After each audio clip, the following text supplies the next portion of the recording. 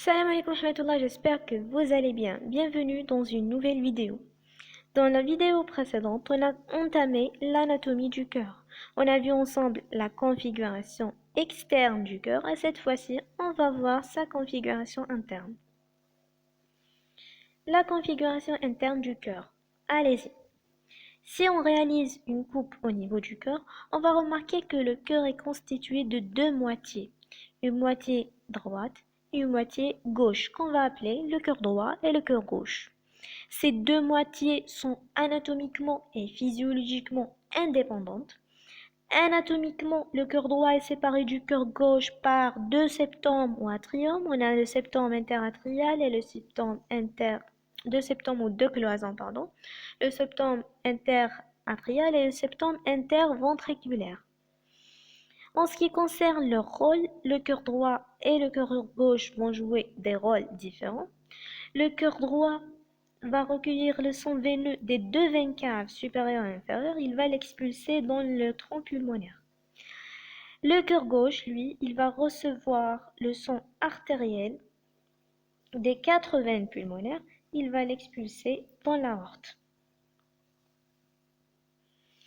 Par ces deux moitiés, le cœur va jouer le rôle d'une pompe qui va assurer la circulation du sang entre le poumon et les tissus. Le cœur droit va recevoir le sang veineux des veines caves supérieures et inférieures. Il va l'expulser dans le tronc pulmonaire. Le sang gagne le poumon. Au niveau du poumon, des échanges gazeux vont s'effectuer. Le sang devient oxygéné. Il va regagner le cœur par les veines pulmonaires. On appelle cette circulation la petite circulation ou la circulation pulmonaire. Le cœur gauche va recevoir le sang veineux, le sang artériel des veines pulmonaires. Il va l'expulser dans l'aorte. Le sang va gagner les tissus périphériques. Et à partir de ces tissus, il va gagner le cœur par les veines caves supérieures et inférieures. On appelle cette circulation la grande circulation ou la circulation systémique.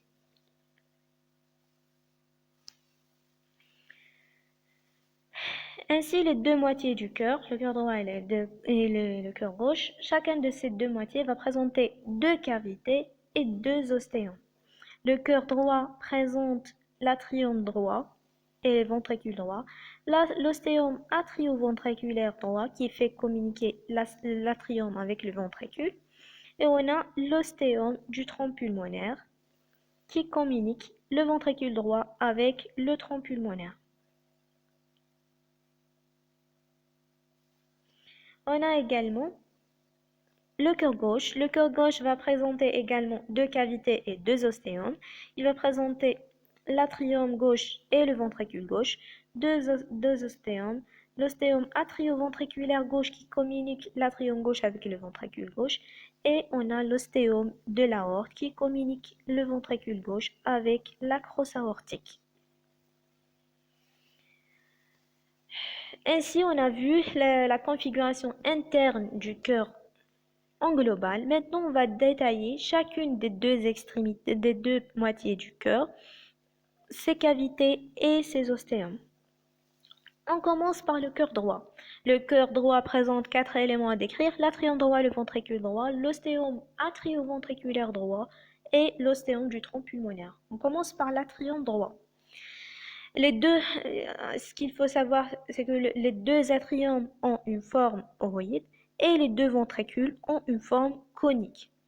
L'atrium droit, il a une forme ovoïde, son grand axe est vertical. Il va présenter 6 parois. Une paroi supérieure, une paroi inférieure, une paroi latérale, une paroi médiale, une paroi antérieure, une paroi postérieure. La paroi supérieure, elle présente l'ostéum. La paroi supérieure va présenter l'ostéum de la veine cave supérieure. La paroi inférieure elle va présenter deux ostéomes. L'ostéome de la veine cave inférieure et l'ostéome du sinus coronaire. Ces deux ostéomes sont limités par des valvules.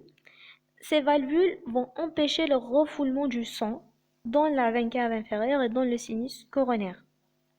La veine cave inférieure va présenter une valvule qu'on appelle la valvule d'Eustache et le sinus coronaire, l'ostéome du sinus coronaire est muni d'une valvule qu'on appelle la valvule de Tébésus. Ça, c'était la paroi inférieure. La paroi latérale va présenter les muscles pectinés. Les muscles pectinés sont des petits ou des simples saillies musculaires au niveau de la paroi latérale du ventricule de l'atrium droit. La paroi médiale, on appelle également cette paroi la paroi septale. Elle va correspondre au septum interatrial. Cette paroi va présenter une fosse qu'on appelle la fosse ovale. Cette fosse représente le vestige du canal botal chez l'embryon. En fait, chez l'embryon humain, les deux moitiés du cœur, c'est-à-dire le cœur droit et le cœur gauche, se communiquent via un canal qu'on appelle le canal botal. Ce canal est fermé lors de la vie embryonnaire et on a la formation d'une fosse qui représente le vestige de ce canal. Cette fosse ou cette dépression est appelée la fosse ovale. Cette fosse est limitée au nœud et en avant par un limbus ou un anneau saillant qu'on va appeler l'anneau de Wissens. On a terminé avec la paroi médiale. La paroi postérieure. La paroi postérieure, elle est lisse. Elle présente une saillie transversale qu'on va appeler le tubercule interveineux, puisqu'elle est située entre les deux veines caves supérieure et veine cave inférieure. Ce tubercule interveineux est appelé également le tubercule de Lower. La paroi antérieure, elle va présenter deux ouvertures. La première, c'est l'ostéome atrioventriculaire droit. L'ostéome atrioventriculaire droit. La deuxième ouverture, c'est l'ouverture. La deuxième ouverture, c'est l'ouverture de l'auricule droit. On a terminé avec l'atrium droit. On passe au ventricule droit. Le ventricule droit, on a dit, les ventricules, eux, ils ont une forme conique. Le ventricule droit a une forme conique avec une base, un sommet, trois parois. Une paroi antérieure, une paroi inférieure, une paroi septale ou médiale. La paroi antérieure correspond à la face sternocostale. La paroi inférieure correspond à la face diaphragmatique du cœur et la paroi latérale correspond au septum interventriculaire. La paroi antérieure, elle va présenter le muscle papillaire antérieur. Qu'est-ce que ça veut dire, les muscles papillaires? Les muscles papillaires sont des muscles qui sont reliés par leur base à la paroi ventriculaire et ils vont être attachés aux valvules de l'ostéome atrioventriculaire par des cordages. On a le muscle papillaire antérieur qui s'étend de la paroi antérieure au cordage. On a les muscles papillaires postérieurs reliés à la paroi inférieure du ventricule droit. On a les muscles papillaires septaux reliés à la paroi médiale ou septale du ventricule droit.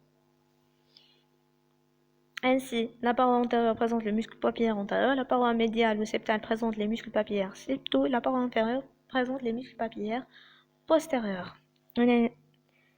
Ça, c'est les muscles papillaires septaux. Le muscle papillaire antérieur et le muscle papillaire postérieur. La paroi inférieure va présenter également au muscle papillaire postérieur, elle va présenter une bandelette qu'on appelle la bandelette onciforme. Cette bandelette est une saillie musculaire qui est fixée à la paroi ventriculaire par ses deux extrémités et elle est libre par sa partie moyenne. On appelle cette bandelette également le trabécule septomarginal. La paroi septale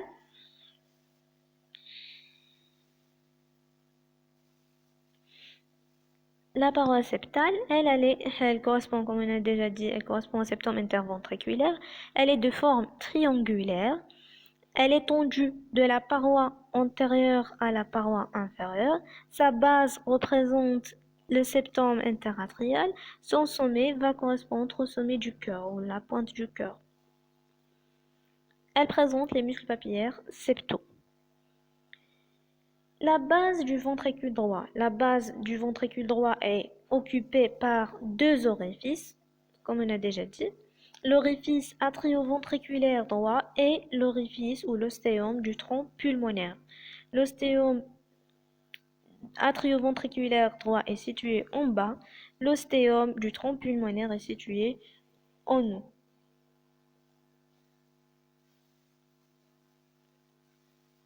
La pointe ou l'apex du ventricule droit, elle est occupée par les colonnes charnues de deuxième et troisième ordre. Qu'est-ce que ça veut dire les colonnes charnues? En fait, comme on a vu, la paroi des ventricules, elle n'est pas lisse, elle va présenter des saillies musculaires. Ces saillies musculaires sont de trois types. On a les saillies musculaires ou les colonnes charnues de premier ordre, les colonnes charnues de deuxième ordre et les colonnes charnues du troisième ordre. Les colonnes charnues de premier ordre, en fait, ce sont les muscles papillaires, comme on a déjà vu. On les appelle également les piliers du cœur. Ces saillies musculaires ou ces muscles papillaires sont fixés par leur base sur la paroi ventriculaire et se terminent par des cordages qui vont se fixer sur les valvules de l'ostéum atrioventriculaire. Les colonnes charnues de deuxième ordre sont des saillies musculaires qui sont liées à la paroi ventriculaire par leurs deux extrémités et elles sont libres dans leur partie moyenne.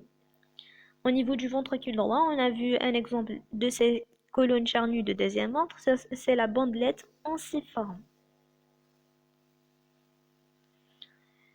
Les colonnes charnues de troisième ordre, eux, ils sont de simples saillies musculaires sur la paroi ventriculaire. La paroi ventriculaire, elle n'est pas lisse, elle va présenter des simples saillies musculaires. Ces simples saillies musculaires sont appelées les colonnes charnues de troisième ordre.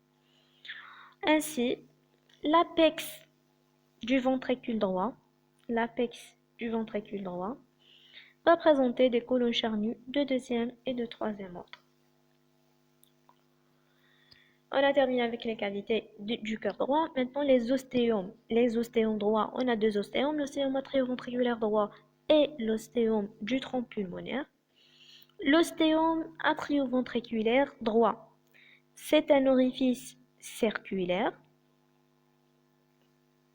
On peut le voir sur cette coupe au niveau du cœur qui présente les valvules. On a ici l'ostéome atrioventriculaire droit. Il est de forme circulaire, il est presque vertical, il regarde à gauche, légèrement en bas et légèrement en avant. Il est muni d'une valve qu'on appelle la valve tricuspide. Tricuspide, c'est-à-dire elle va présenter trois valvules. Une valvule septale ou médiale, la valvule ou la cuspide septale, c'est la plus large. une valvule ou une cuspide antérieure et une cuspide postérieure. L'ostéome du tronc pulmonaire, lui, il va se trouver au-dessus et à gauche de l'ostéome atrioventriculaire droit. Ça, c'est l'ostéome du tronc pulmonaire. Il est au-dessus et à gauche de l'ostéome atrioventriculaire droit. Il va regarder au nous, à gauche, et en arrière. Cet ostéome va également présenter trois valvules, une valvule antérieure et deux valvules postérieures, droite et gauche. Les valvules de l'ostéome du tronc pulmonaire ont une forme spécifique. Ils sont semi-lunaires ou on peut les appeler également en nid de pigeon. Ces valvules vont présenter à leur partie libre des nodules qu'on va appeler les nodules de Morgani. On a terminé avec le cœur droit. Maintenant, on passe au cœur gauche. Le cœur gauche présente 4 éléments à décrire: l'atrium gauche, le ventricule gauche, l'ostéome atrioventriculaire gauche et l'ostéome de l'aorte. On commence par l'atrium gauche. Également, il est de forme ovoïde, mais cette fois-ci, son grand axe est transversal. Il va présenter 6 parois: une paroi supérieure, une paroi inférieure, une paroi latérale, une paroi médiale, une paroi antérieure, une paroi postérieure. Les parois supérieures et inférieures, elles sont lisses et étroites. La paroi latérale, elle est également lisse. Elle va présenter l'ostéome ou l'ouverture de l'auricule gauche. La paroi médiane va présenter également la fosse ou la dépression de la fosse ovale. Elle est limitée par un repli qu'on appelle la valvule du foramen ovale. On a dit que c'était le vestige du canal botal chez l'embryon. La paroi antérieure de l'atrium gauche, elle est représentée par l'ostéome atrioventriculaire gauche. La paroi postérieure va présenter 4 orifices pour les 4 veines pulmonaires.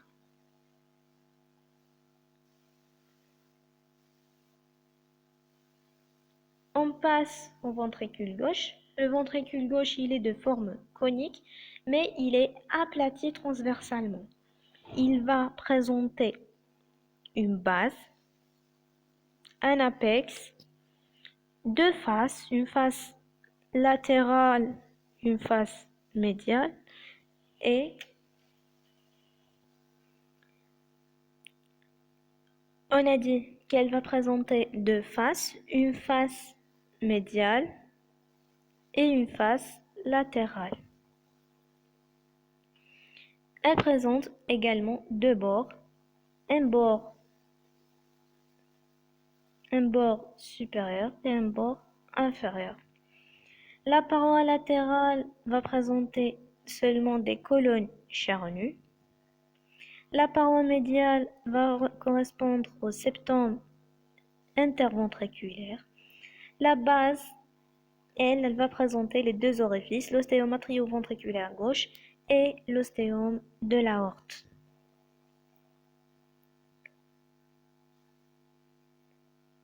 Le sommet présente des colonnes charnues. Les deux ostéomes gauche, l'ostéome atrioventriculaire gauche et l'ostéome de l'aorte. L'ostéome atrioventriculaire gauche est également circulaire. Il regarde en avant, en bas et légèrement à gauche. Il est muni également d'une valve, mais cette fois-ci, la valve, elle n'est pas tricuspide, mais elle est bicuspide, c'est-à-dire elle va présenter deux cuspides qui sont quadrilatères. Une cuspide médiale et une cuspide latérale. La cuspide septale ou médiale est la plus large. La valve de l'ostéum atrioventriculaire droit est appelée la valve mitrale et elle est à deux cuspides. Valve mitrale à deux cuspides. L'ostéum de l'aorte, le dernier ostéum, l'ostéum de l'aorte, il se trouve au nœud et à gauche de l'ostéum atrioventriculaire gauche. Il va regarder au nœud en arrière et à gauche. Il va suivre bien sûr la crosse aortique. Regarde au nœud en arrière et à gauche. Il comporte également trois valvules semilunaires, une valvule postérieure et deux valvules antérieures droite et gauche. Ces valvules ont une forme semi-linéaire ou en nid de pigeon. Je vous remercie énormément et à bientôt.